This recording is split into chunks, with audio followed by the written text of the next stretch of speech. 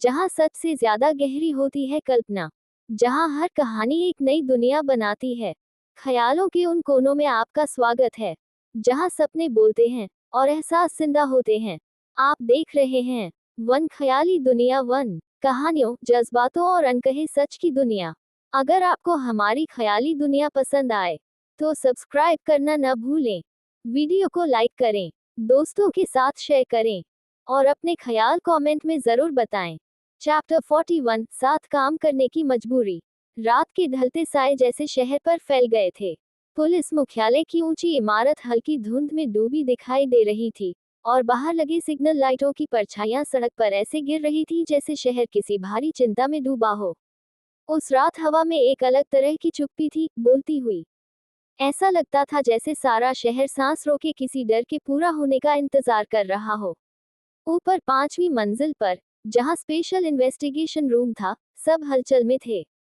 लोग फाइलें लिए दौड़ रहे थे, कंप्यूटरों पर नई एनालिसिस हो रही थी, फोन लगातार बज रहे थे और अधिकारी हर शब्द को ध्यान से सुन रहे थे, जैसे कोई भी छोटी सी बात केस की दिशा बदल सकती हो। कांच के उस बड़े कमरे में जहां चारों तरफ निगरानी स्क्रीनें लगी थी, मेज पर रखी केस फाइल खुली थी, सीरियल किलर की। उस कमरे में कदमों की आहट गूंजी। आशा अंदर आई। सफेद कोट उसकी बगल में था। चेहरे पर नींद की कमी की लकीरें साफ दिख रही थीं, पर आंखों में वही तेज, शांत, जिद्दी चमक थी, जिसे देखने भर से पता चलता कि यह महिला न सिर्फ मौत को समझती है, बल्कि उससे बातें भी कर लेती है। वह धीमे कदमों से आगे बढ़ी, और फिर उसकी नजर वहां ठहर गई जहां ऋत्विक खड़ा था। काले रंग की शर्ट और पुलिस बैज का चमकता धातु उस पर किसी फिल्मी सीन जैसा लग रहा था। उसके बाल अस्त व्यस्त थे, जैसे कई रातों से सोया न हो। आंखें लाल थी, पर उनमें हार का धुंधलापन नहीं, सिर्फ दृढ़ता थी। दोनों की नजरें टकराईं। एक पल, शायद दो। कोई कुछ नहीं बोला। कमरे की आवाजें पीछे हट गईं। आशा ने अपनी नजरें सबसे पहले हटा लीं।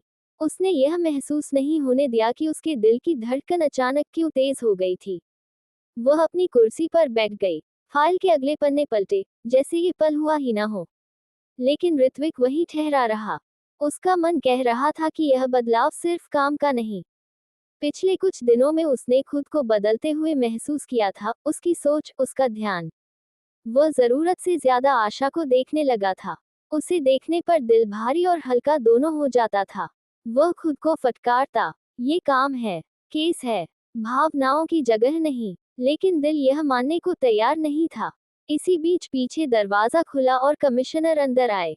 कमरे में फौरन खामोशी छा गई। सब बैठ जाएं, कमिश्नर ने कहा। सभी कुर्सियों पर बैठ गए। आशा और ऋत्विक एक दूसरे के बगल में।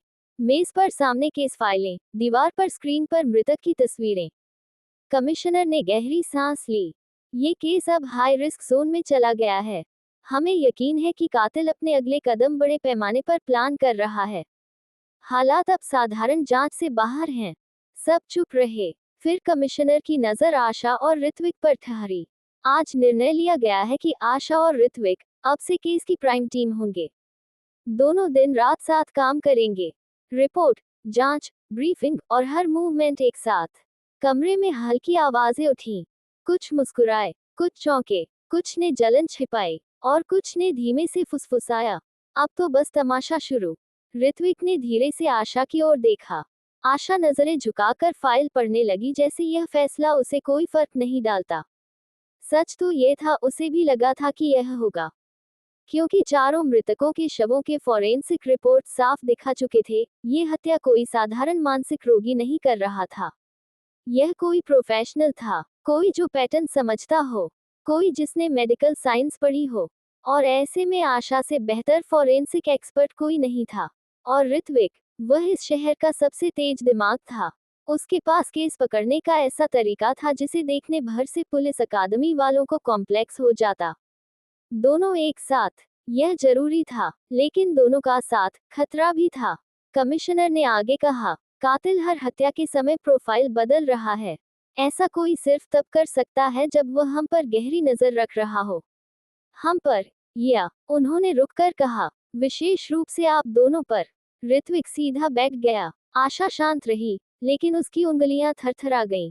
क्यों? क्यों वह दोनों? कमिश्नर ने फाइल सामने उनकी तरफ फिसलाई। दोनों के साइन चाहिए। आशा ने पेन उठाया। जब वह झुककर साइन करने लगी, ऋत्विक की नजर उसकी उंगलियों पर अटक गई। नाजुक पर मजबूत, वो उंगलियां जो रोज मौत का सच खोलती थीं।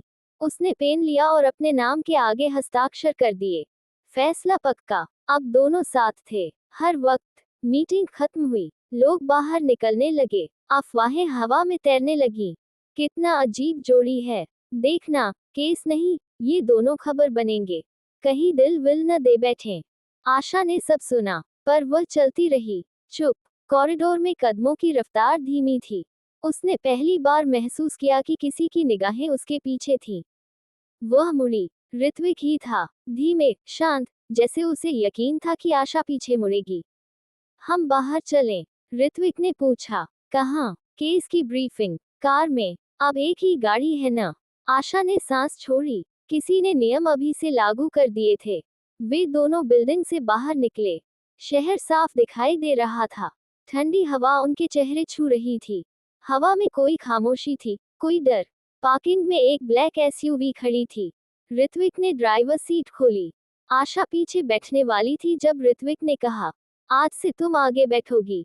पार्टनर पीछे नहीं बैठता। आशा अनायास मुस्कुरा दी। खुद को रोका, पर हो चुका था। दोनों बैठे। कार चल पड़ी। रात की सड़कों पर लाइटें चमक रही थीं। कुछ देर चुप्पी रही। फिर ऋत्विक बोला, तुम ठीक हो इस फैसले से? आशा ने बाहर देखा। मैं किसी फैसले से ठीक या गलत नहीं होती। मैं बस सत्य खोजती हूँ। अगर केस के लिए साथ रहना है, तो रहूंगी। और अगर साथ रहने से लोग बात करेंगे। आशा ने आंखें झपकाईं। उन्हें काम नहीं दिखेगा। ऋत्विक ने होंठ टेढ़ा किया। शायद नहीं। लोग अफवाहों पर ज्यादा यकीन करते हैं। आशा चुप। ये सच था। कार शहर से बाहर की सड़क पर मुड़ रही थी। ऋत्विक उसकी तरफ देख रहा था। वह देख नहीं पा रही थी, लेकिन महसूस कर रही थी। क्यों इतनी खामोशी भारी थी? क्यों उसकी नजरें गाल में गर्मी पैदा कर रही थीं? नहीं, सोचना नहीं। अचानक फोन बजा। स्पीकर ऑन हुआ। एसीपी सर, एक नई लाश मिली है। दोनों के दिलों में एक साथ धड़कन उछली। मौत फिर से आ गई थी। ऋत्विक ने पूछा, लोकेशन? पुराने रेलवे यार्ड पर। आशा ने होंठ भींचे। पुराना रेलवे यार्ड, अंधेरा, बदबूदार वीरान। कातिल को जरूर ऐसी जगहें पसंद होंगी। कार मुड़ी। 10 मिनट बाद दोनों रेलवे यार्ड पहुंचे। हल्की बारिश शुरू हो चुकी थी। मिट्टी की गंध और जंग लगी लोहे की आवाजें हवा में थीं। आशा कार से उतरी। ठंडी हवा ने उसकी सांसें रोक दी। दीपक की टॉर्च रोशनी में सामने जमीन पर एक शरीर पड़ा था।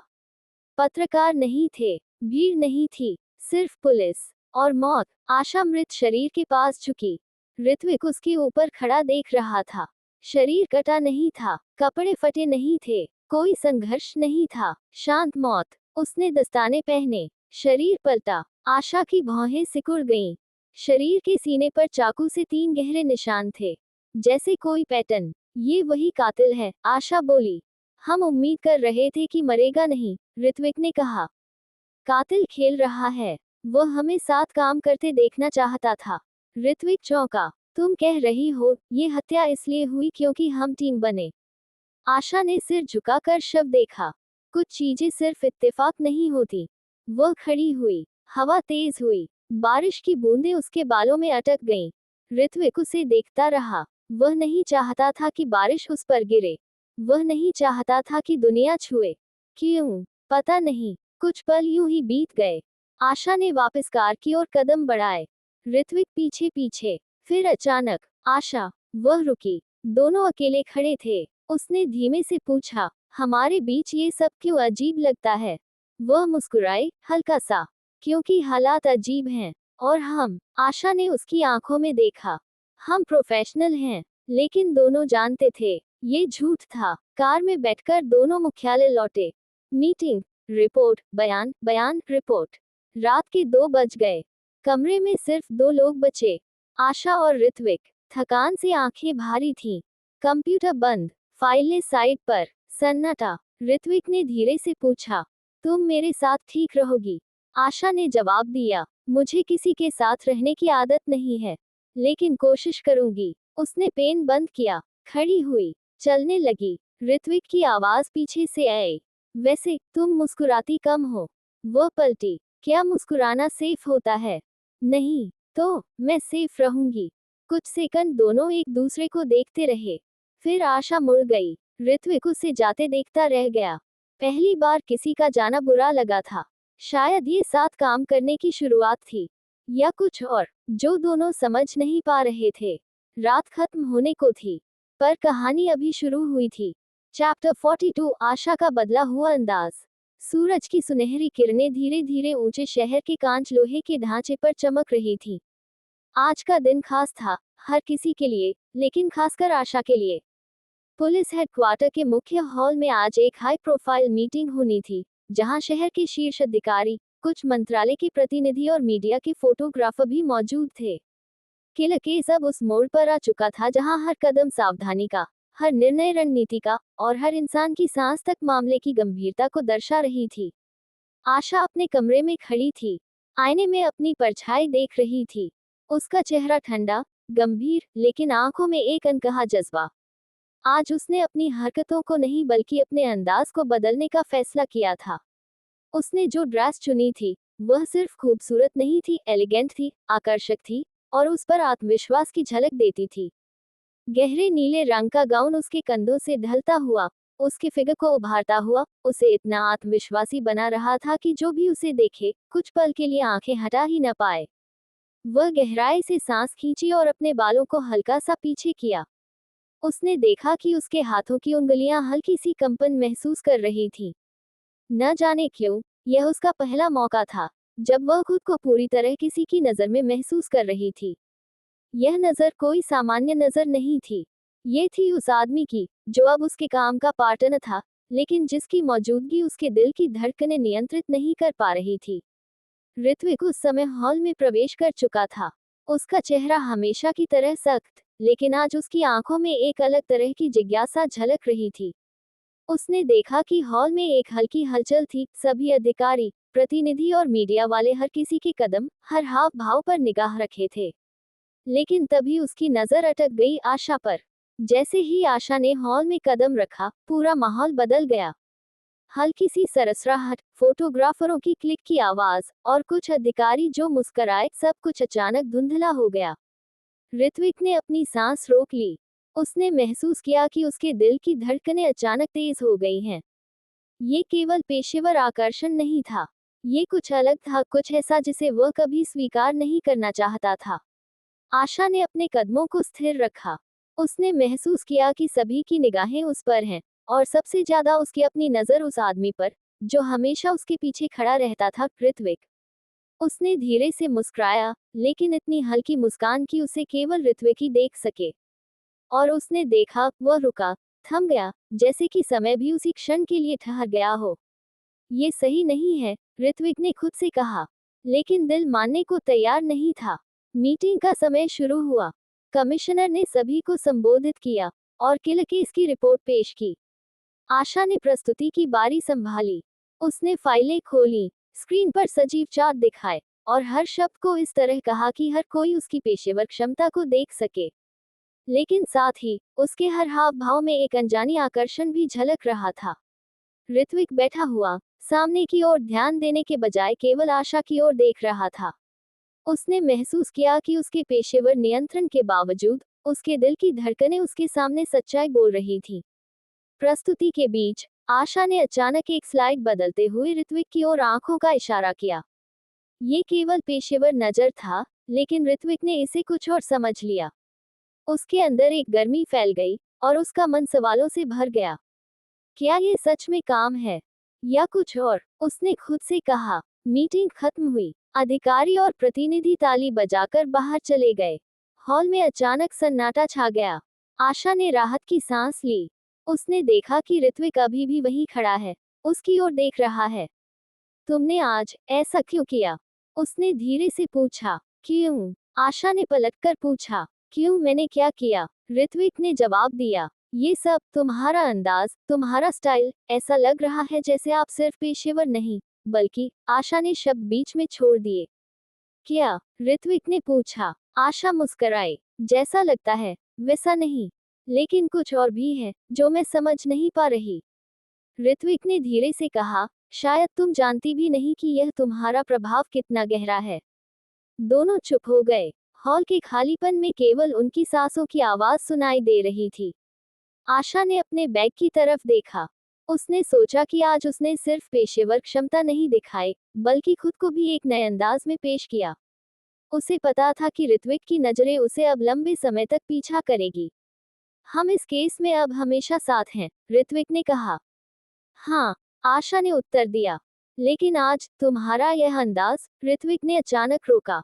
क्या? आशा ने मुस्कुराते हुए पूछा। ये परेशान कर रहा है, उसने धीरे से कहा। आशा हंसी। मुझे भी कुछ अजीब सा लग रहा है, उसने स्वीकार किया। हॉल से बाहर निकलते समय दोनों की नजरें कई बार मिली।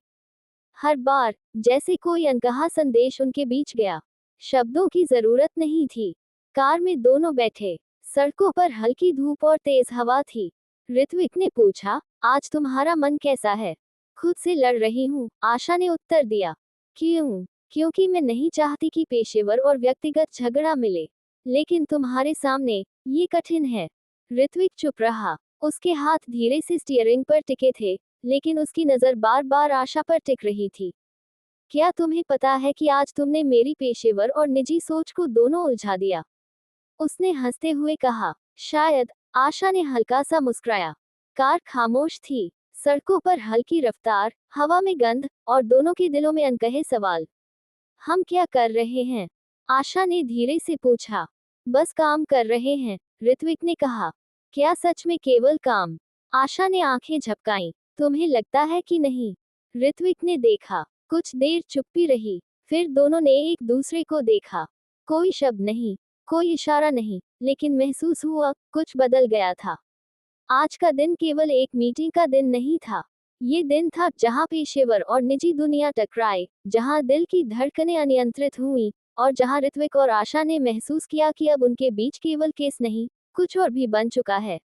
हाथों में दस्ताने, मन में सवाल, आंखों में जिज्ञासा। ये पहला दिन था नए अंदाज, नए रिश्ते, और नए सवालों का। क्या आपको लगता है कि ऋत्विक अपनी भावनाओं को आशा के प्रति कब स्वीकार करेगा, अब या आने वाले केस में?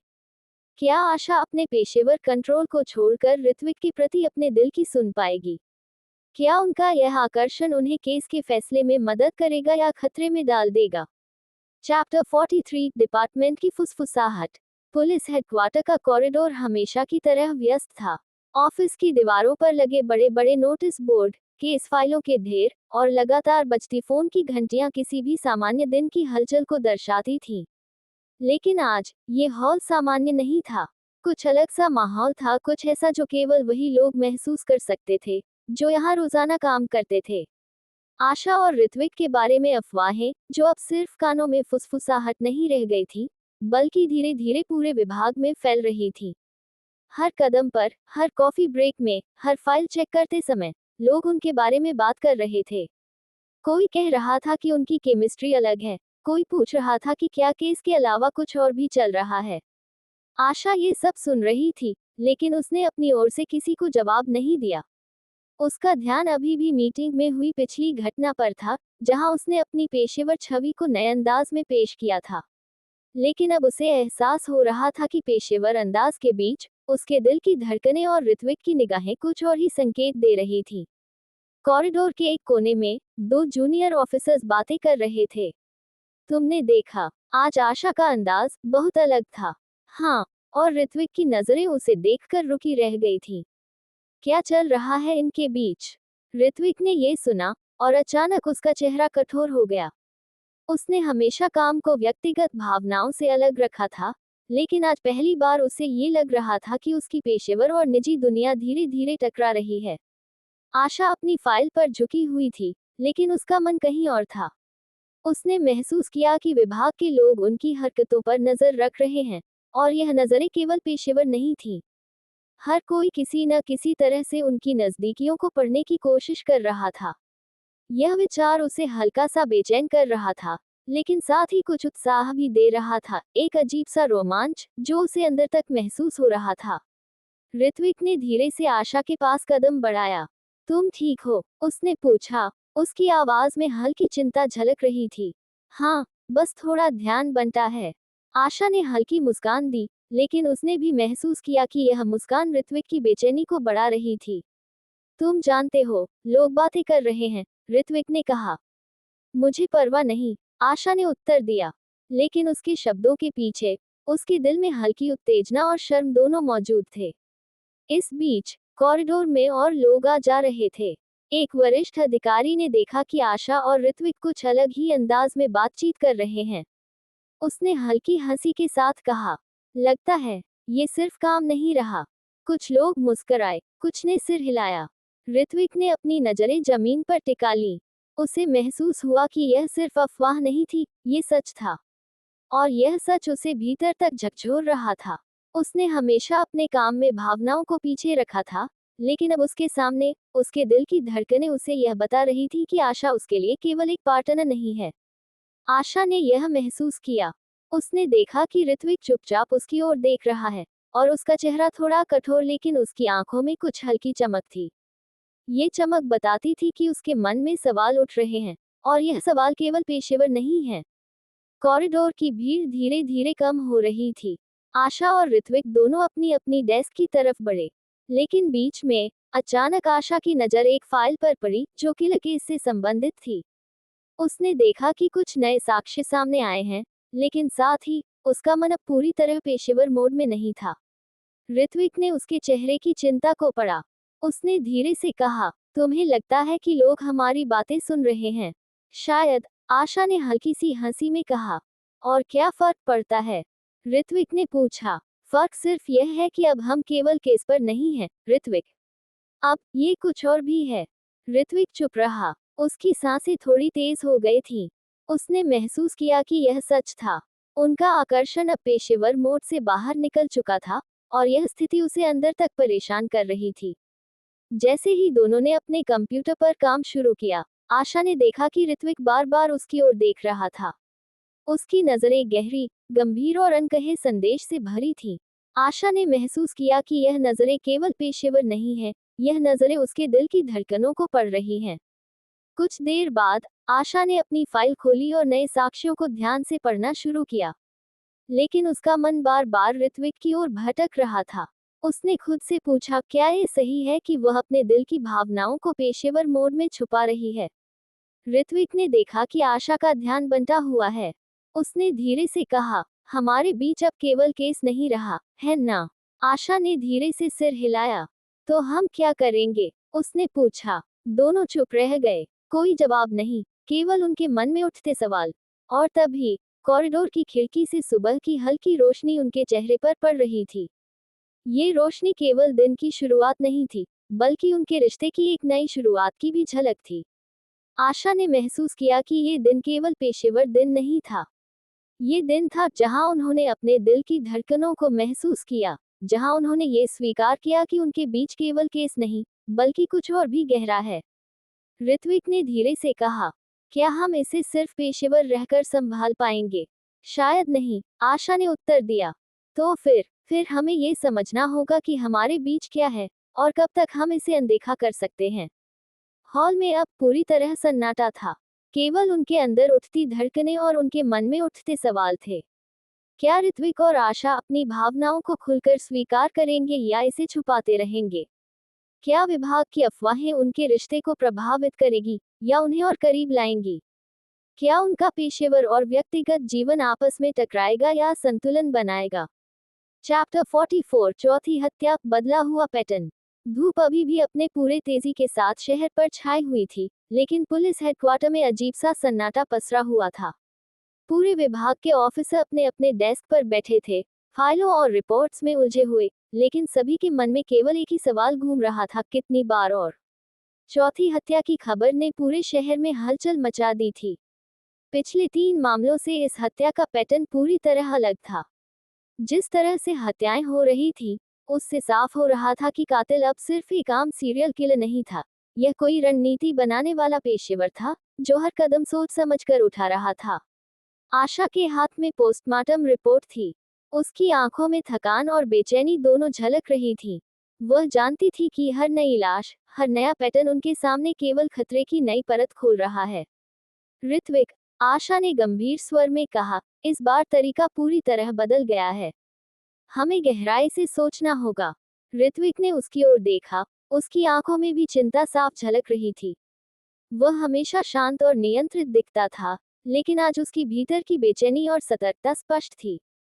मैंने टाइमलाइन और सबूतों को फिर से जोड़ कर देखा है, उसने धीरे से कहा, और यह कोई सामान्य कातिल नहीं है।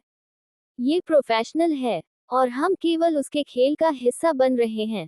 दोनों कमरे में चुपचाप खड़े थे, चारों ओर उनकी सांसों की आवाज गूंज रही थी।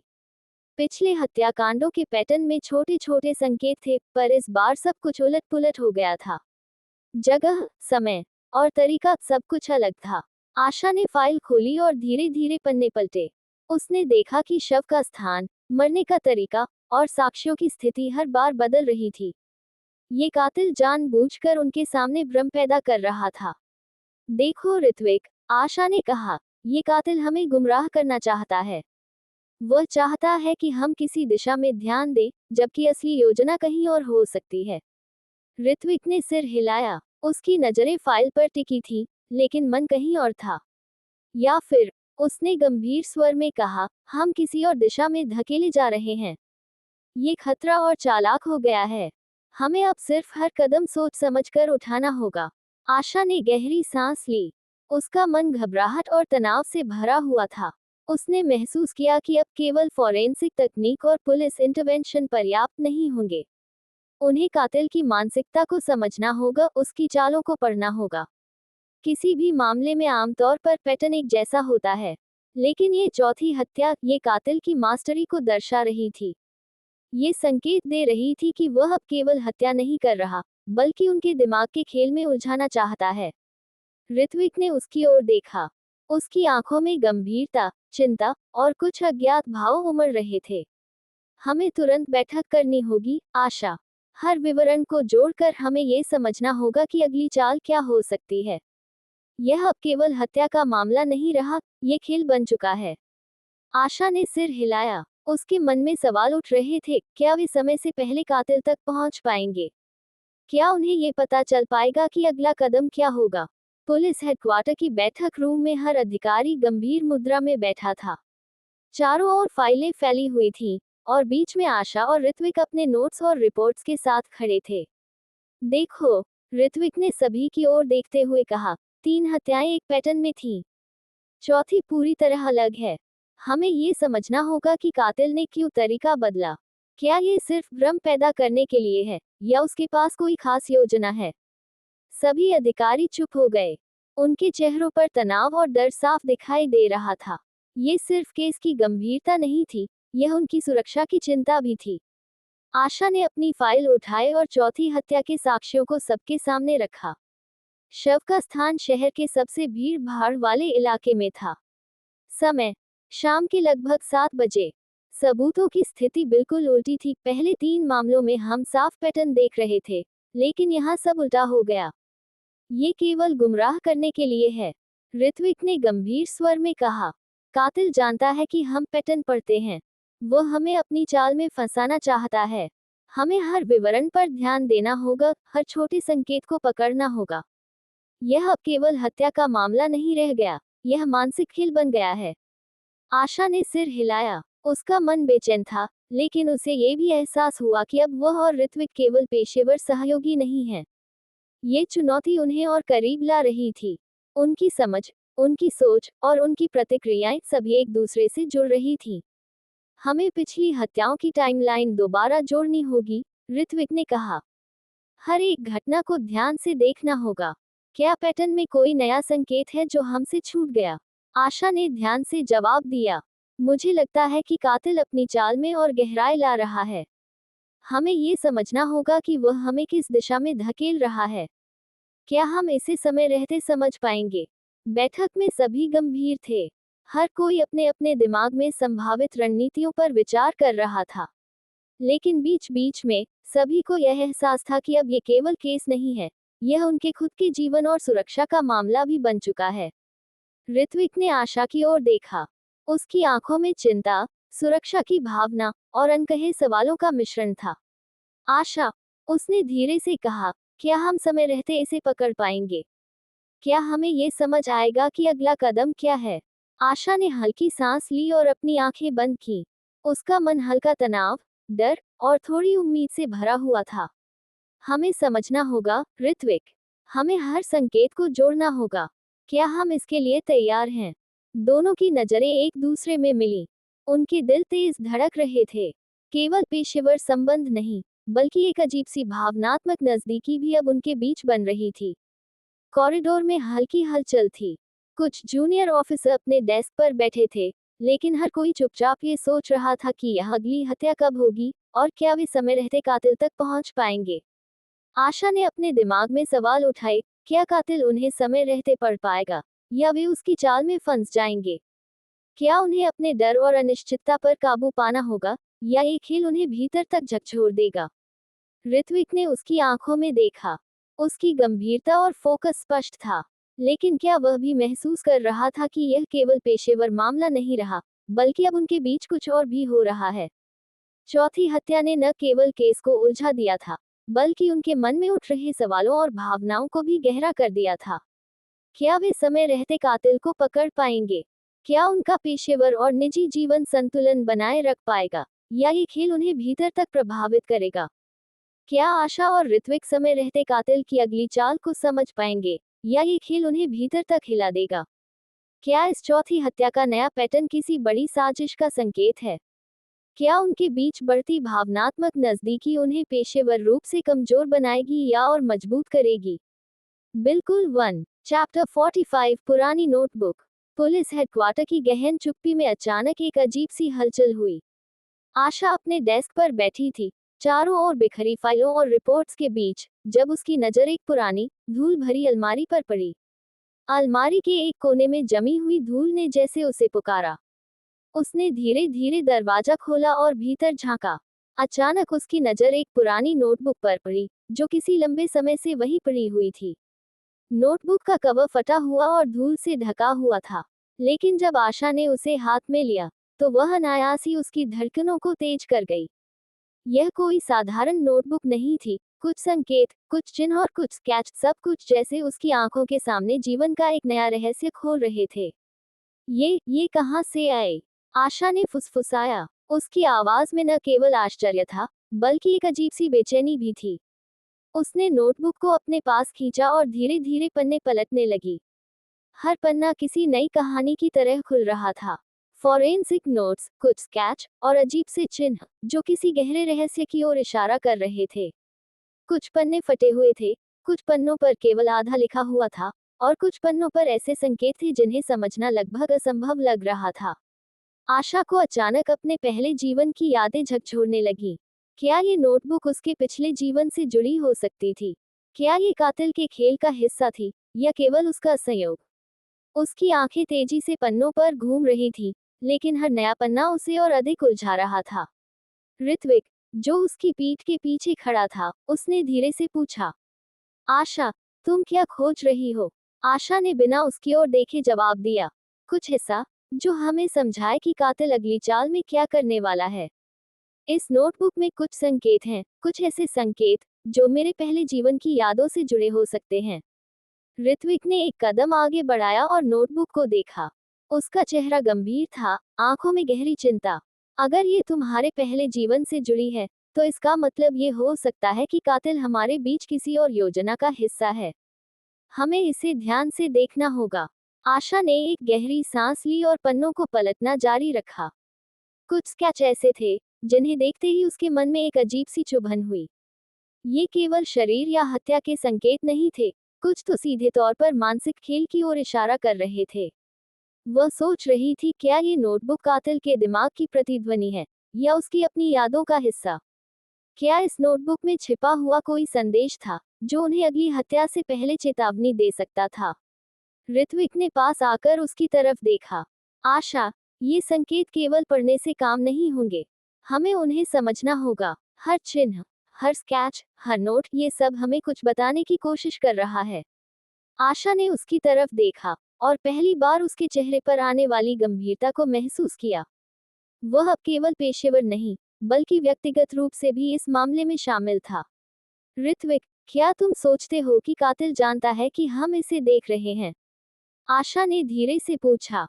ऋत्विक ने सिर हिलाया। मुझे नहीं पता, लेकिन अगर वह जानता है, तो यह उसका खेल और भी खतरनाक हो जाएगा। हमें हर संकेत पर ध्यान देना होगा, और जल्द ही पता लगाना होगा कि वह अगली हत्या कहाँ करने वाला है। आशा ने नोटबुक के एक पन्ने पर ध्यान दिया। उस पन्ने पर कुछ अजीब से चिन्ह थे, जो पहले उसके लिए केवल आकृति लग रहे थे, लेकिन अब वे किसी संकेत की तरह महसूस हो रहे थे। उसने जल्दी से नोटबुक के नोट्स और चिन्हों को अपने कंप्यूटर पर ट्रांसक्राइब करना शुरू किया। ऋत्विक पास बैठ गया, और दोनों मिलकर हर संकेत का विश्लेषण करने लगे। कुछ चिन्ह जैसे समय और स्थान से जुड़े थे, कुछ स्केच हत्या के तरीके को दर्शा रहे थे। लेकिन सबसे महत्वपूर्ण बात यह थी कि हर संकेत उनके दिमाग में सवाल पैदा कर रहा था, क्या कातिल वास्तव में उनके दिमाग को पढ़ रहा है? क्या ये नोटबुक केवल एक गाइड थी, या किसी बड़ी साजिश का हिस्सा? समय बीतता गया, लेकिन उनके मन में उठ रहे सवालों का जवाब कहीं नहीं मिल रहा था। आशा और ऋत्विक दोनों जानते थे कि यह नोटबुक केवल हत्याओं का रहस्य नहीं खोल रही, बल्कि उनके अतीत और भविष्य के बीच के संबंध को भी उजागर कर रही थी। आशा ने धीरे धीरे एक पन्ना खोला। उस पन्ने पर एक नाम लिखा था, जो उसके लिए अजीब रूप से परिचित था। उसकी आंखों में चमक आई, लेकिन साथ ही एक डर भी घेर गया। ऋत्विक, ये नाम, यह मुझे लगता है कि यह मेरे पहले जीवन से जुड़ा है। लेकिन कैसे? उसने अपने आप से पूछा। ऋत्विक ने उसकी ओर देखा। उसकी आंखों में गंभीरता और सुरक्षा की भावना दोनों झलक रही थी। हमें इसका जवाब ढूंढना होगा, आशा। ये नाम, ये चिन्ह, हर चीज हमें कातिल तक ले जाएगा। लेकिन क्या हम समय रहते इसे समझ पाएंगे? आशा ने सिर हिलाया। उसका मन सवालों से भरा हुआ था। क्या नोटबुक उन्हें कातिल तक ले जाएगी या और उलझन पैदा करेगी? क्या वे अपने डर और चिंताओं को काबू में रख पाएंगे, या ये खेल उन्हें भीतर तक तोड़ देगा? दोनों ने नोटबुक के हर पन्ने को ध्यान से पढ़ा। उनके बीच एक अजीब सी नजदीकी भी बन गई थी। ये केवल पेशेवर साझेदारी नहीं थी, ये भावनाओं का खेल भी बन चुका था। आशा ने देखा कि नोटबुक में कुछ स्केच ऐसे हैं, जो सीधे तौर पर हत्या के स्थलों को दर्शा रहे थे। लेकिन कुछ संकेत, जैसे गहरे चिन्ह और अस्पष्ट नोट्स, उनके दिमाग को उलझा रहे थे। ये समझना मुश्किल था कि कातिल ने ये क्यों किया। ऋत्विक ने गंभीर स्वर में कहा, ये नोटबुक सिर्फ जानकारी नहीं है, ये चेतावनी भी है। हमें इसे पढ़ते हुए ये भी समझना होगा कि कातिल क्या चाहता है। क्या ये केवल एक मानसिक खेल है, या कुछ बड़ा होने वाला है? आशा ने गहरी सांस ली। उसके मन में सवाल उठ रहे थे, क्या वे समय रहते नोटबुक के संकेतों को समझ पाएंगे? क्या ये नोटबुक उन्हें कातिल तक ले जाएगी, या और अधिक खतरनाक दिशा में धकेलेगी? क्या उनका पेशेवर और व्यक्तिगत जीवन इस खेल में सुरक्षित रहेगा? उनकी नजरें नोटबुक के पन्नों पर टिकी थी, लेकिन मन में सवालों का तूफान उमड़ रहा था। क्या वे समय रहते कातिल की अगली चाल को समझ पाएंगे? क्या नोटबुक उन्हें बचा पाएगी, या ये केवल उनके लिए एक नया रहस्य बनकर रह जाएगी? क्या ये पुरानी नोटबुक वास्तव में कातिल की अगली चाल का संकेत दे रही है, या ये केवल भ्रम का हिस्सा है? क्या आशा के पहले जीवन से जुड़े नाम और चिन्ह उन्हें सही दिशा दिखाएंगे, या और उलझन पैदा करेंगे? क्या नोटबुक के संकेत उन्हें समय रहते कातिल तक पहुंचाएंगे, या ये खेल उन्हें भीतर तक तोड़ देगा? चैप्टर 46, ऋत्विक का स्पष्ट अंदाजा। पुलिस डिपार्टमेंट का वातावरण हमेशा ही व्यस्त और गंभीर रहता था, लेकिन आज वहां एक अजीब सी भारी चुप्पी थी। सभी अधिकारी और जांचकर्ता अपने अपने डेस्क पर बैठे थे, कुछ फाइलों में खोए, कुछ स्क्रीन पर आंकड़े पढ़ते हुए, और कुछ अंदरूनी चिंताओं में डूबे। पर आज, इस सामान्य व्यस्तता के बीच, ऋत्विक का मन कुछ और ही विचारों में उलझा हुआ था।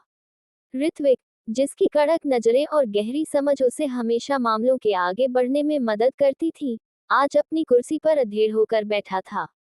उसके सामने खुली हुई फाइलों में हत्याओं का क्रम, उनके समय और स्थान, हत्या के तरीकों की नोट्स, सब कुछ व्यवस्थित रूप से रखा हुआ था।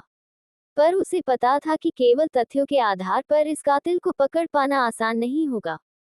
यह कोई आम हत्यारा नहीं था। आशा, जो उसकी टीम की सबसे कुशल फोरेंसिक डॉक्टर थी, उसके पास आए और चुपचाप स्क्रीन पर मौजूद आंकड़ों को देखने लगी। उसकी आंखों में एक अद्भुत ध्यान और गहराई थी, लेकिन उसके भीतर हलचल थी, जो ऋत्विक अच्छी तरह समझ रहा था। ऋत्विक, उसने धीरे से कहा, ये हत्याओं की टाइमलाइन कुछ न कुछ छिपा रही है। मैं इसे समझ नहीं पा रही। ऋत्विक ने सिर हिलाया। उसने धीरे से कहा, आशा, यह कोई पागल नहीं है। यह कोई भावनाओं में बहने वाला हत्यारा नहीं है। ये प्रोफेशनल है और वह सिस्टम को जानता है, हमारी जांच की हर सीमा, हमारे प्रोसीजर, यहाँ तक कि हमारी सोच का तरीका। वह हर कदम से एक कदम आगे है। आशा ने उसकी ओर देखा। उसके शब्द उसके भीतर एक अजीब डर पैदा कर रहे थे। एक डर जो उसने पहले महसूस किया था लेकिन जिसे उसने अपने पेशेवर रवैये में दबा दिया था। तो इसका मतलब यह है कि हमें उसके खेल में नहीं फंसना चाहिए, बल्कि हमें उसके अगले कदम को समझना होगा। उसने फुसफुसाया। ऋत्विक ने हाँ में सिर हिलाया। उसकी आंखों में गंभीरता थी, लेकिन उसके भीतर की चिंता और गहरी थी। हमें समय से पहले ही यह समझना होगा कि यह नोटबुक, हमारे पास मौजूद फॉरेंसिक डेटा और घटनाओं का पैटर्न हमें कहाँ ले जाएगा। इस कातिल का दिमाग हमारी सोच से कहीं आगे है। अगर हम गलत दिशा में जाएं, तो परिणाम भयावह होंगे। आशा ने ध्यान से स्क्रीन पर देखा। हर हत्या के आंकड़े, हर समय, हर स्थान, सब कुछ उसके दिमाग में घूम रहा था। वह समझ रही थी कि ऋत्विक सही कह रहा था। यह कोई पागल हत्यारा नहीं था। यह कोई ऐसा व्यक्ति था जो पेशेवर था, जिसने पहले से योजना बनाई थी और जिसने हमारी हर कमजोरी को भांप लिया था। ऋत्विक ने फाइलों को एक बार फिर देखा। उसने अपने आप से कहा, 4 हत्या, 4 अलग तरीके, लेकिन हर बार एक समान लक्ष्य, हमारा भ्रम। ये केवल हत्याएं नहीं हैं। ये हमारे दिमाग की परीक्षा है, हमारी सोच की चुनौती है। आशा ने उसकी ओर देखा। उसकी आंखों में एक सवाल था, क्या वे वास्तव में इस चुनौती का सामना कर पाएंगे? क्या वे समय रहते इस कातिल को पकड़ पाएंगे? ऋत्विक ने ध्यान से नोटबुक को देखा, जिसे आशा हाल ही में मिली थी। ये नोटबुक, उसने गंभीर स्वर में कहा, केवल हत्याओं का रिकॉर्ड नहीं है। इसमें संकेत हैं, संकेत जो हमें ये बता सकते हैं कि कातिल अगली बार क्या करने वाला है। हमें इसे ध्यान से पढ़ना होगा और हर विवरण को जोड़कर देखना होगा। आशा ने उसकी तरफ देखा, और पहली बार उसने महसूस किया कि ऋत्विक केवल पेशेवर नहीं है, बल्कि इस मामले में पूरी तरह व्यक्तिगत रूप से भी शामिल हो चुका है। उसका चेहरा गंभीर था, लेकिन उसकी आंखों में सुरक्षा और आत्मविश्वास झलक रहा था। लेकिन ऋत्विक, आशा ने धीरे से कहा, क्या हमें यकीन है कि यह नोटबुक हमें सही दिशा दिखाएगी? क्या ये कातिल की चाल का हिस्सा नहीं है? ऋत्विक ने एक गहरी सांस ली। मैं नहीं जानता, आशा, लेकिन हम इसे नजरअंदाज नहीं कर सकते। ये हमारे पास का सबसे बड़ा सुराग है। हमें इसे पढ़ते हुए उसके अगले कदम को भांपना होगा, और हमें समय रहते तैयार रहना होगा। दोनों ने फाइलों और नोटबुक के पन्नों को मिलाकर हर संकेत की पड़ताल शुरू की। स्केच चिन्ह, नोट्स, सब कुछ एक जटिल पहेली की तरह था। प्रत्येक पन्ना उनकी सोच को चुनौती दे रहा था। आशा ने देखा कि नोटबुक में कुछ पन्नों पर ऐसे चिन्ह थे जिन्हें समझना मुश्किल था, लेकिन ऋत्विक ने उनकी ओर ध्यान दिया। ये चिन्ह किसी विशेष स्थान या समय से संबंधित हो सकता है। हमें इसे जांचना होगा। हम केवल अनुमान नहीं लगा सकते। आशा ने सिर हिलाया। उसके भीतर एक अजीब सी बेचैनी थी। ये केवल पेशेवर उत्सुकता नहीं थी, ये डर भी था, क्या वे समय रहते कातिल तक पहुंच पाएंगे? ऋत्विक ने नोटबुक के एक पन्ने को उठाया और उसे ध्यान से देखा। ये तरीका, ये चिन्ह, कातिल ने इसे इतनी चालाकी से रखा है कि यह हमारी सोच को चुनौती दे रहा है। हमें ये समझना होगा कि यह केवल डेटा नहीं है, यह उसके दिमाग का हिस्सा है। और अगर हम इसे पढ़ते समय कोई गलती कर गए, तो परिणाम बहुत गंभीर हो सकते हैं। आशा ने फाइलों के आंकड़ों और नोटबुक के संकेतों को जोड़ना शुरू किया। उसका दिमाग तेजी से काम कर रहा था। उसने देखा कि हर हत्या, हर संकेत, हर चिन्ह, सब कुछ एक दिशा में इशारा कर रहा था। लेकिन ये दिशा क्या थी? क्या यह उन्हें बचाएगी या और गहरे संकट में धकेल देगी? ऋत्विक ने उसकी ओर देखा। आशा, हम केवल तथ्यों पर भरोसा कर सकते हैं। हमारी भावना हमें गुमराह कर सकती है, लेकिन तथ्य हमें सही दिशा दिखाएंगे। हमें समय रहते इस खेल को समझना होगा। आशा ने धीरे से सिर हिलाया। वह जानती थी कि ऋत्विक सही कह रहा है, लेकिन उसका मन सवालों से भरा था। क्या वे इस कातिल के अगले कदम का अनुमान सही तरीके से लगा पाएंगे? क्या ये नोटबुक वास्तव में उनकी मदद करेगी या ये केवल और अधिक उलझन पैदा करेगी? दोनों के बीच एक अजीब सी नजदीकी बन गई। ये केवल पेशेवर साझेदारी नहीं थी, यह उनके भीतर की भावनाओं और भरोसे का भी खेल बन गया था। ऋत्विक ने धीरे से कहा, आशा, हमें ये समझना होगा कि कातिल के हर कदम में सोच और रणनीति है। हमें उसका दिमाग पढ़ना होगा, उसे उसकी चाल से पहले समझना होगा। और हमें खुद को तैयार रखना होगा, क्योंकि यह खेल केवल शुरू हुआ है। आशा ने अपने दिल की धड़कनों को महसूस किया। उसके मन में सवाल उठ रहे थे, क्या वे समय रहते कातिल को पकड़ पाएंगे? क्या ये नोटबुक उन्हें सही दिशा दिखाएगी, या ये केवल उनके लिए एक नई चुनौती बनकर रह जाएगी? उनकी नजरें नोटबुक के पन्नों पर टिकी हुई थीं, और उनके मन में सवालों का तूफान चल रहा था। क्या ऋत्विक का अंदाजा सही होगा और क्या वे समय रहते कातिल तक पहुंच पाएंगे? क्या नोटबुक में छिपे संकेत उन्हें बचाएंगे, या ये केवल और अधिक उलझन पैदा करेंगे? क्या ये खेल केवल पेशेवर चुनौती है, या इसके पीछे कोई व्यक्तिगत खतरा भी छिपा हुआ है? चैप्टर 47, एक मुस्कान, दिल की धड़कन। सड़क पर बारिश की बूंदें धीरे धीरे पड़ रही थीं। शाम का हल्का अंधेरा शहर के हर कोने को गहरे नीले और स्लेटी रंगों में डुबो रहा था। पुलिस हेडक्वार्टर की चारदीवारी के भीतर सारा विभाग पिछले कुछ दिनों की घटनाओं और चौथी हत्या के बाद व्यस्त था। हर कोई अपने काम में मग्न था, लेकिन आज हवा में कुछ अलग ही ताना बाना था, कुछ अनकहा, कुछ अधूरा, कुछ ऐसा जो केवल उन दो लोगों के बीच महसूस किया जा सकता था। ऋत्विक अपने डेस्क पर बैठा था। उसकी आंखें स्क्रीन पर लगी फाइलों और नोट्स पर थीं, लेकिन उसके दिमाग की गहराइयों में कुछ और चल रहा था। चौथी हत्या की योजना, संकेत और रहस्यमय पैटर्न उसे बार बार सोचने पर मजबूर कर रहे थे। ये कातिल केवल एक हत्यारा नहीं था, यह उसकी चालाकी, उसकी पेशेवर तैयारी और उसके मनोवैज्ञानिक खेल का सबूत था। उस समय आशा ने अपने डेस्क पर बैठकर हाथ में कप चाय लिए एक लंबी सांस ली। वह पिछले कुछ दिनों से लगातार पोस्टमार्टम और फॉरेंसिक रिपोर्ट्स के बीच घिरी हुई थी। उसका शरीर थक चुका था, लेकिन उसकी आंखों में अभी भी तीव्रता थी। वह किसी तरह की राहत की तलाश में थी, एक छोटा सा ब्रेक शायद।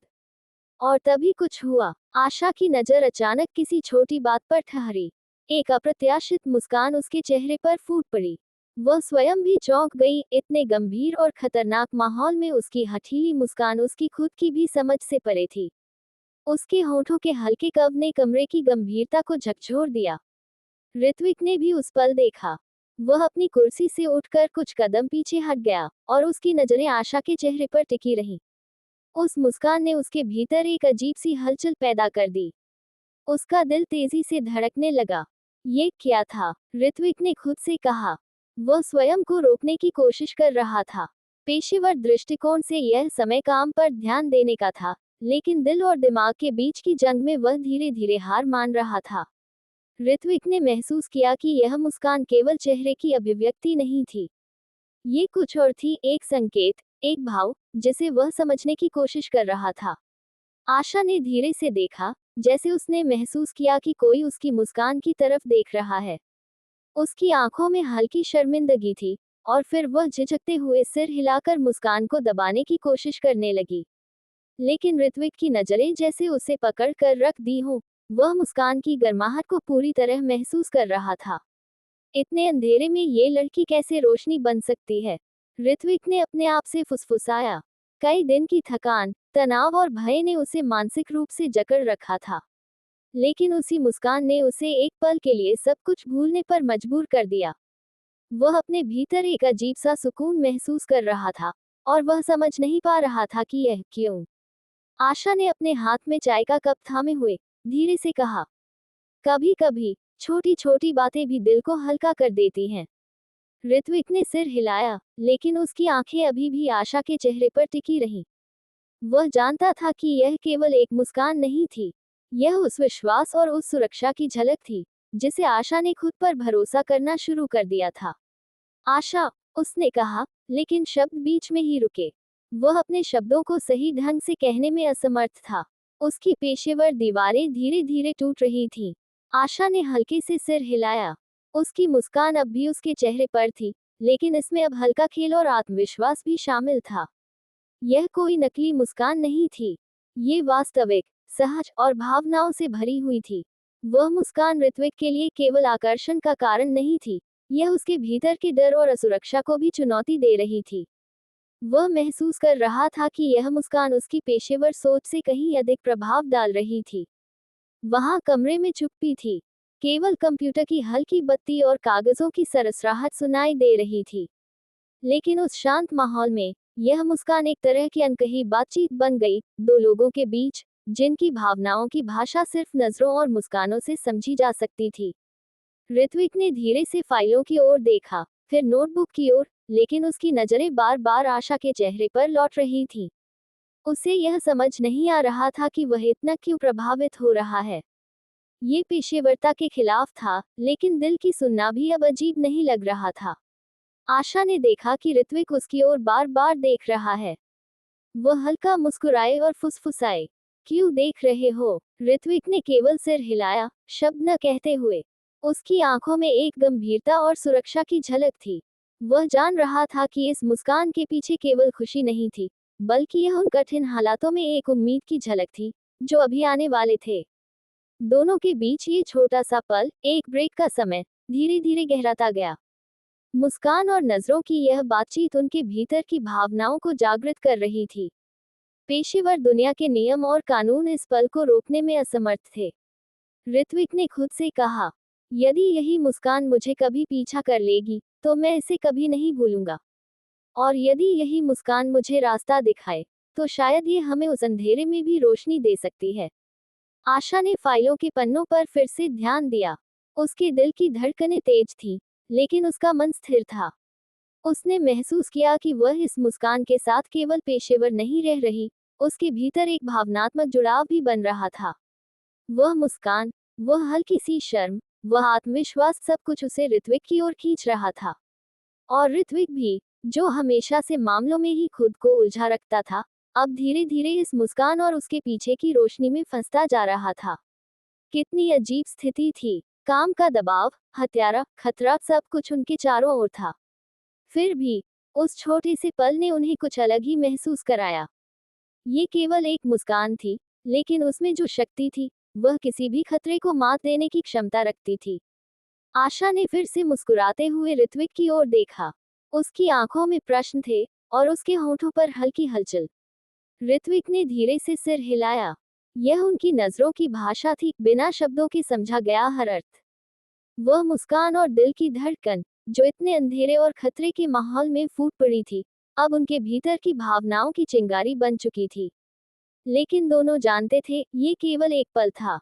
इस मुस्कान के पीछे खतरे और चालाकी छिपी हुई थी। उन्होंने इसे महसूस किया, समझा, लेकिन क्या वे इसका सही मायने में सामना करने के लिए तैयार थे?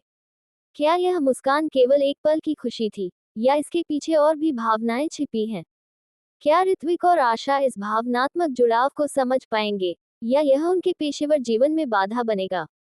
क्या ये छोटी सी मुस्कान उन्हें आगे आने वाले खतरों का सामना करने में मदद करेगी, या ये केवल धोखे की झलक है? चैप्टर 48, जहर की साजिश। शहर की रात अपनी रहस्यमयी धुंध में ढक रही थी। अंधेरा हर गली और चौक को अपनी चादर में समेट रहा था, और उसके बीच इंसानों की छोटी छोटी गतिविधियां भी जैसे धीमी हो गई थीं। पुलिस हेडक्वार्टर की ऊंची इमारत के भीतर रोशनी लगातार जल रही थी, लेकिन ये रोशनी उस अंधेरे की तुलना में केवल हल्की झिलमिलाहट मात्र थी। ऋत्विक और आशा उस रात भी पूरी तरह से मामले में उलझे थे। चौथी हत्या और उसके रहस्यमय पैटर्न ने विभाग को हिलाकर रख दिया था, और हर कोई सतर्क था। आशा लगातार पोस्टमार्टम रिपोर्ट्स, फॉरेंसिक नोट्स और लैब रिपोर्ट्स में डूबी हुई थी, लेकिन इस बार कुछ अलग था। उसके शरीर में हल्की कमजोरी और चक्कर आने लगे थे, और उसका ध्यान अपनी रिपोर्ट्स पर टिकाए रखना मुश्किल हो गया। आशा, तुम ठीक हो? ऋत्विक ने फाइलों से सिर उठाकर देखा। उसकी आवाज में चिंता स्पष्ट थी। वह हमेशा शांत और नियंत्रित रहता था, लेकिन इस बार उसकी आवाज में हल्की बेचैनी थी। आशा ने हल्का सा सिर हिलाया और कहा, हाँ, बस थोड़ी थकान है। शायद काम का असर है। उसकी मुस्कान छुपी हुई थी, लेकिन उसकी आंखों में हल्की चिंता झलक रही थी। ऋत्विक ने ध्यान दिया कि आशा के हाथ हल्के से कांप रहे थे। उसकी नजरें फाइलों की जगह कप पर टिक गई थीं, जिसमें उसने चाय डाली थी। अचानक उसे एक अजीब सा स्वाद महसूस हुआ, कुछ कटु, कुछ असामान्य। उसने जल्दी से चाय का कप नीचे रखा। ऋत्विक की आंखें तेजी से आशा की ओर गईं। उसका चेहरा सख्त हो गया। तुमने चाय पी? उसने धीरे से पूछा, लेकिन आवाज में कड़कपन था। आशा ने हल्की मुस्कान के साथ कहा, हाँ, बस एक घूंट लिया। कुछ नहीं। लेकिन ऋत्विक जानता था कुछ सही नहीं है। उसके वर्षों के अनुभव ने उसे सिखाया था कि कभी कभी छोटी छोटी चीजें बड़ी घटनाओं का संकेत होती हैं। उसने फाइलों और लैब नोट्स की ओर नहीं, बल्कि सीधे आशा की शारीरिक प्रतिक्रिया की ओर ध्यान देना शुरू किया। आशा, तुम्हें महसूस हुआ कि कुछ अलग है? चक्कर, उल्टी या कुछ और? उसने गंभीर आवाज में पूछा। आशा ने धीरे से सिर हिलाया। हल्की थकान के साथ उसके चेहरे पर चिंता की झलक थी, लेकिन वह पूरी तरह से पेशेवर रहना चाहती थी। ठीक है, मुझे लगता है कि हमें तुरंत जांच करनी होगी। यह कोई सामान्य थकान नहीं लग रही। ऋत्विक ने फाइलों को जोर से अपने डेस्क पर रखा और लैब को फोन किया। उसकी आवाज में अब केवल पेशेवर गंभीरता नहीं, बल्कि व्यक्तिगत चिंता भी थी। लैब रिपोर्ट्स आते ही आशा के शरीर में धीमी लेकिन स्पष्ट प्रतिक्रिया दिखी। ये केवल कोई सामान्य समस्या नहीं थी। कुछ दिन पहले हुई घटनाओं के बाद अब ये स्पष्ट हो गया था कि किसी ने उसे धीरे धीरे जहर दिया था। Slow poison. ऋत्विक की आंखें फैल गईं।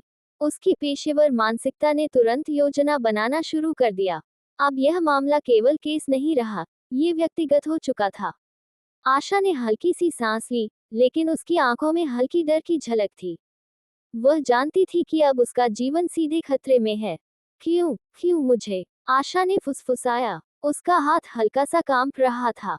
ऋत्विक ने उसके हाथ को अपने हाथ में थाम लिया। उसकी आंखों में कठोरता थी, लेकिन उसके शब्दों में एक सुरक्षा का भाव भी था। जब तक मैं हूं, तुम्हें कुछ नहीं होगा। आशा की आंखों में हल्की चमक आई, लेकिन डर भी स्पष्ट था।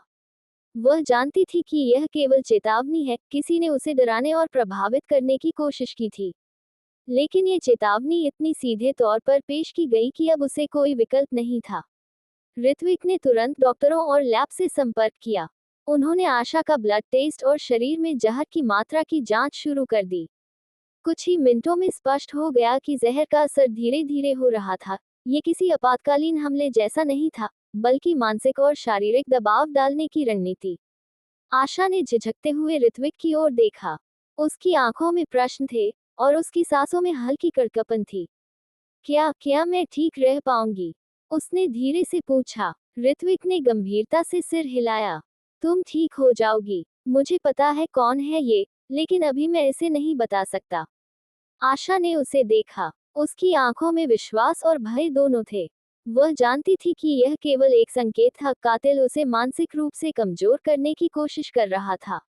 समय बीतता गया। लैब से आने वाले रिपोर्ट्स ने स्थिति की गंभीरता को और स्पष्ट कर दिया।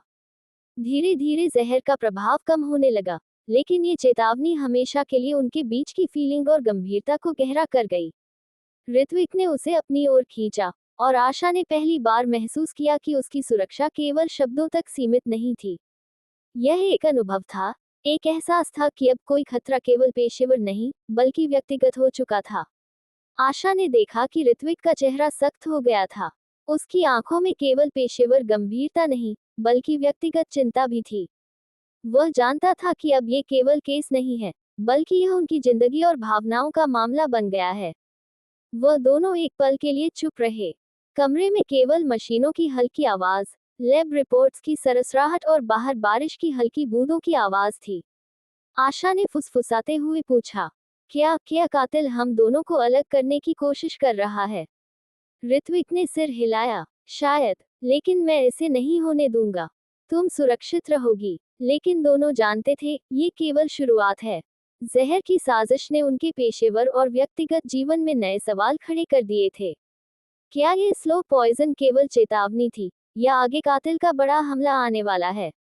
क्या ऋत्विक वास्तव में आशा को पूरी तरह से सुरक्षित रख पाएगा, या यह व्यक्तिगत खतरा पेशेवर बाधाओं से कहीं बड़ा होगा? क्या यह अनुभव उनके बीच विश्वास और जुड़ाव को गहरा करेगा, या भय और खतरों के बीच दूरी बढ़ा देगा? क्या इस शहर की साजिश ने उन्हें आने वाले खतरों का सामना करने के लिए तैयार कर दिया है, या ये केवल उनकी कमजोरियों को उजागर कर रही है? चैप्टर 49, बाहों में सुरक्षा। अस्पताल का कमरा अंधेरे में डूबा हुआ था। हल्की रोशनी केवल एक कोने में जल रही थी, जहां पर छोटे से टेबल पर मॉनिटर की नीली झिलमिलाहट लगातार बदल रही थी। मशीनों की हर आवाज, हर बीप किसी अनसुनी चेतावनी की तरह महसूस हो रही थी। लेकिन कमरे की स्थिरता और मशीनों की नियमित बीपिंग में भी एक अनजान तनाव छिपा हुआ था। आशा धीरे धीरे बेड पर बैठी थी। उसकी सांसें जल्दी जल्दी चल रही थी और शरीर का तापमान असामान्य रूप से बढ़ रहा था। स्लो पॉइजन का असर अब स्पष्ट हो चुका था। वह थक चुकी थी, लेकिन थकान केवल शारीरिक नहीं थी, यह मानसिक, भावनात्मक और आत्मिक स्तर पर भी गहरी थी। ऋत्विक कमरे में घुसा और उसकी ओर दौड़ा। उसका चेहरा सख्त, उसकी आंखों में केवल एक ही भावना थी, सुरक्षा और बचाव। उसने तुरंत आशा की स्थिति को आंका और उसके पास जाकर उसका हाथ थाम लिया। आशा, तुम कैसी हो? मुझे बताओ। उसकी आवाज में चिंता की लकीरें साफ दिख रही थीं। वह जानता था कि अब इसे हल्के में नहीं लिया जा सकता।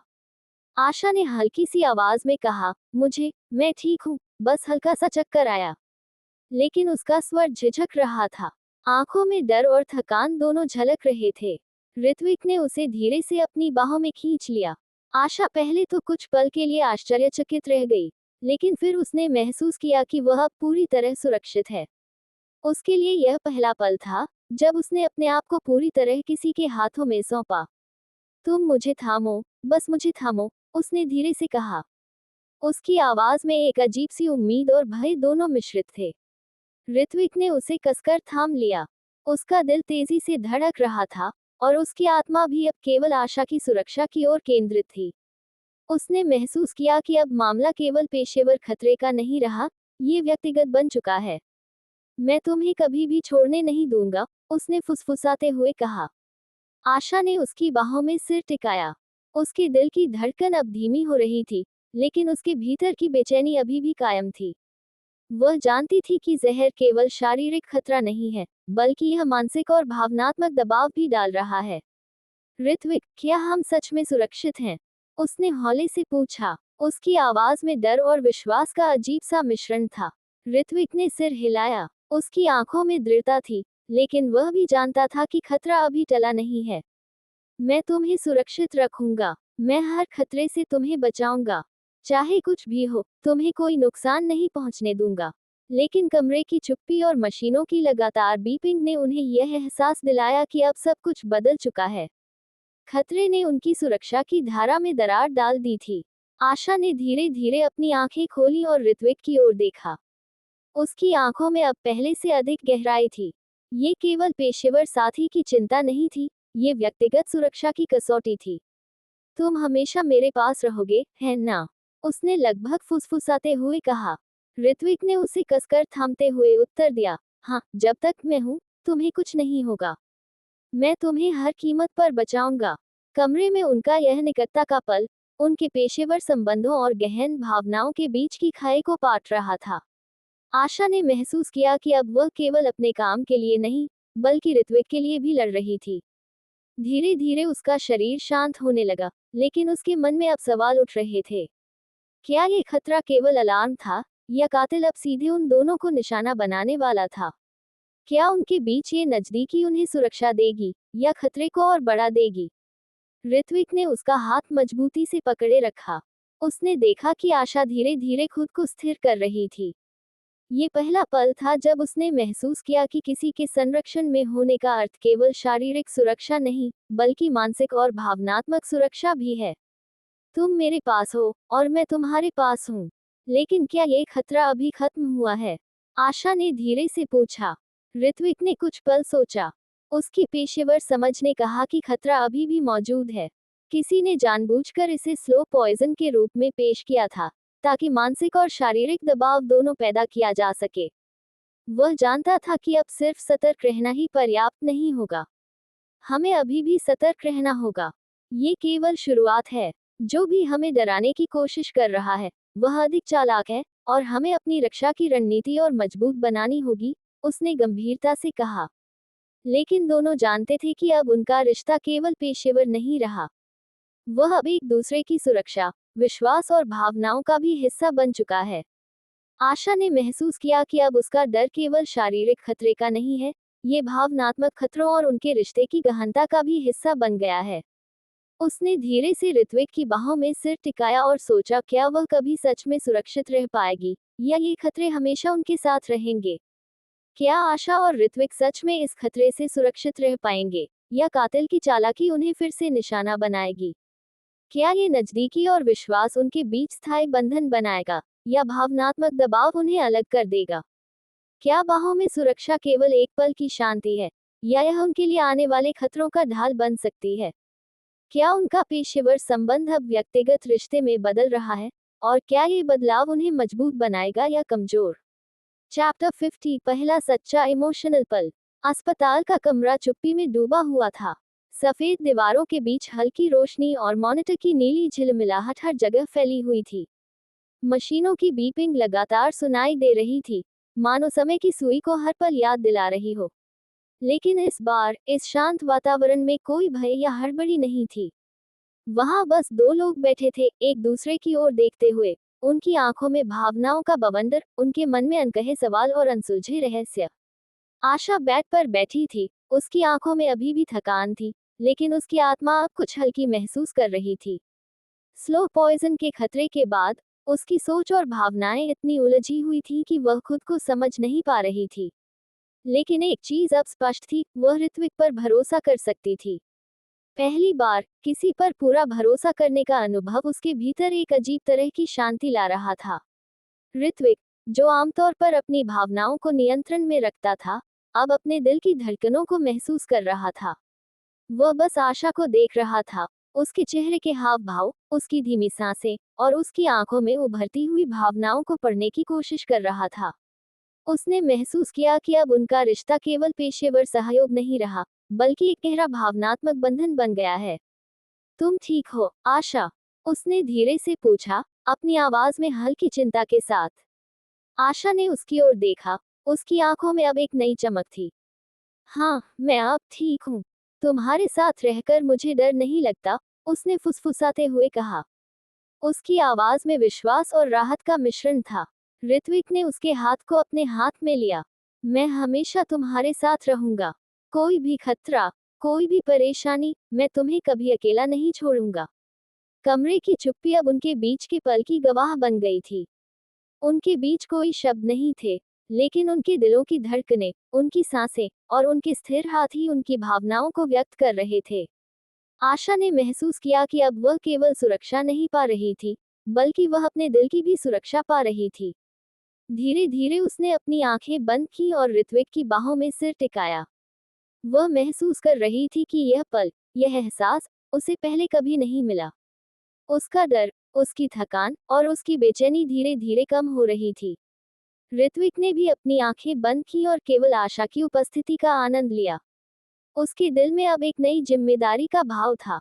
वह जानता था कि अब केवल केस की सुरक्षा नहीं, बल्कि इस लड़की की भावनात्मक और मानसिक सुरक्षा भी उसकी जिम्मेदारी बन गई है।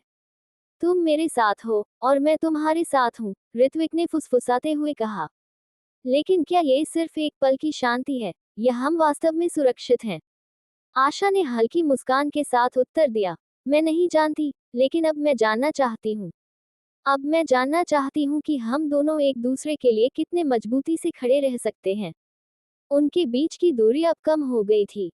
हर बार जब उनकी आंखें मिलती थी, वह एक दूसरे के अंदर झांकने की कोशिश कर रहे थे। ये रिश्ता अब केवल पेशेवर सहयोग नहीं रहा, यह अब विश्वास, सुरक्षा, और भावनाओं का बंधन बन चुका था। आशा ने धीरे से ऋत्विक की बाहों में हाथ रखा और महसूस किया कि अब उसका डर केवल बाहरी खतरे का नहीं है, बल्कि अपनी भावनाओं को व्यक्त करने का भी है। वह सोच रही थी, क्या वह अब खुलकर अपने दिल की बातें बता पाएगी, या फिर यह खतरे और परिस्थितियों की जंजीरें उन्हें रोक देंगी। ऋत्विक ने उसे देखते हुए कहा, मैं जानता हूं कि अब तक हम केवल केस और खतरे के बीच रहे हैं, लेकिन अब हमें अपने रिश्ते को समझने की भी जरूरत है। क्या तुम मेरे साथ हर कदम चलने के लिए तैयार हो? आशा ने धीरे धीरे सिर हिलाया। उसके भीतर अब केवल डर नहीं था, बल्कि एक अजीब तरह का उत्साह और साहस भी था। वह जानती थी कि अब वह अकेली नहीं है। मैं तैयार हूँ, और अब मुझे डर नहीं लगता, जब तुम मेरे साथ हो, उसने कहा। उसकी आवाज में दृढ़ता और विश्वास दोनों थे। कमरे में दोनों के बीच की यह निकटता, उनका एक दूसरे पर विश्वास, और उनकी भावनाओं की गहराई अब स्पष्ट हो चुकी थी। ये पल किसी वादे या किससे अधिक महत्वपूर्ण था, ये पल उनके बीच के बंधन को बदल रहा था, उन्हें एक दूसरे के लिए अधिक जिम्मेदार और मजबूत बना रहा था। ऋत्विक ने उसे धीरे से देखा और कहा, अब चाहे कोई भी खतरा आए, चाहे कितनी भी मुश्किलें हो, हम साथ हैं। और मैं तुम्हें हर कीमत पर बचाऊंगा। क्या तुम मुझे विश्वास करोगी? आशा ने आंखें बंद की और उसकी छाती से अपने सिर को टिकाया। मैं विश्वास करती हूँ, और अब मुझे पता है कि मैं अकेली नहीं हूँ। क्या तुम भी जानते हो कि यह सिर्फ शारीरिक सुरक्षा नहीं है, बल्कि अब ये हमारे दिल और भावनाओं की भी रक्षा है। ऋत्विक ने हल्का सा सिर हिलाया और मुस्कुराया। वह जानता था कि अब उनका रिश्ता केवल पेशेवर नहीं रहा, यह अब एक गहरी भावनात्मक कड़ी बन चुकी है। कमरे में दोनों की चुप्पी अब शांतिपूर्ण थी। ये चुप्पी डर की नहीं, बल्कि विश्वास और सुरक्षा की थी। दोनों ने महसूस किया कि अब वे केवल एक दूसरे के लिए नहीं, बल्कि अपने आप के लिए भी लड़ रहे हैं। क्या आशा और ऋत्विक वास्तव में आने वाले खतरों से सुरक्षित रह पाएंगे, या कातिल फिर से उन्हें निशाना बनाएगा? क्या उनका पेशेवर और व्यक्तिगत बंधन उन्हें मजबूत बनाएगा, या भावनात्मक दबाव उन्हें कमजोर कर देगा? क्या ये पहली इमोशनल निकटता उनके रिश्ते को स्थायी बना पाएगी, या केवल एक क्षणिक शांति है? क्या बाहों में सुरक्षा अब केवल शारीरिक सुरक्षा है, या यह उनके लिए भावनात्मक और मानसिक सुरक्षा का भी प्रतीक बन चुकी है? हर कहानी का एक अंत होता है, पर ख्यालों की दुनिया कभी खत्म नहीं होती। अगर आज की कहानी ने आपके दिल को छुआ हो, तो उसे एक लाइक दीजिए, अपनों के साथ शेयर कीजिए, और अपने एहसास कमेंट में ज़रूर लिखिए। हमारी ख्याली दुनिया का हिस्सा बनने के लिए सब्सक्राइब करना न भूलें। फिर मिलेंगे एक नई कहानी, एक नए एहसास के साथ। तब तक याद रखिए, वन ख्याली दुनिया वन, जहाँ ख्याल जिंदा रहते हैं।